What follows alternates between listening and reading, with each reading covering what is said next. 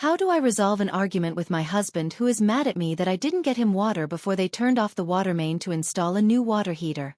Today we had a tech over to replace our water heater. I sent my husband a text last week telling him when I scheduled it. I also talked about it at dinner on Saturday.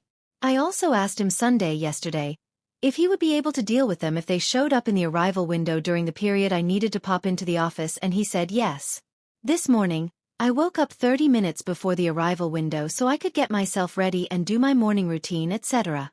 When the tech arrived about 30 minutes into the stated window, my husband was still sleeping.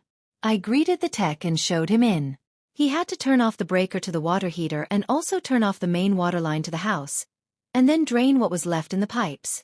So I texted my husband telling him FYI water is shut off, intending for him to see it whenever he wakes up. When my husband came downstairs, we were talking about the water, confirming that it's off. I decided to not go to the office anymore. Then I went upstairs to start working. My husband called me on phone because he was walking out to my car to grab his water bottle he left in there, and he asked me to unlock the door. I told him that I had already brought it in. He said, "Oh, okay," then said to me that it would have been nice if I filled up some water cups before they shut off the water. And then he sarcastically said, "Yeah, what a great idea."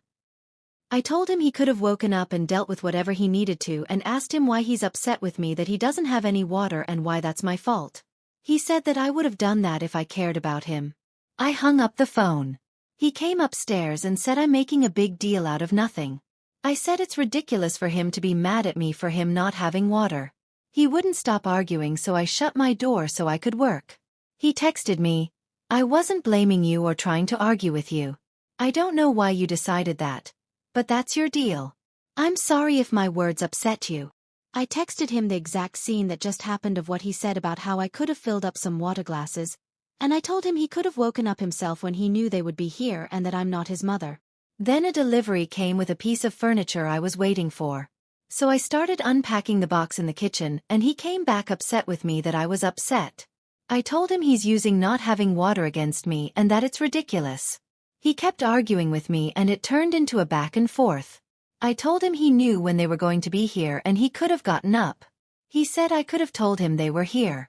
I said it's not my responsibility to wake him up, and that he's angry with me that I didn't wake him up or get him water before they turned it off.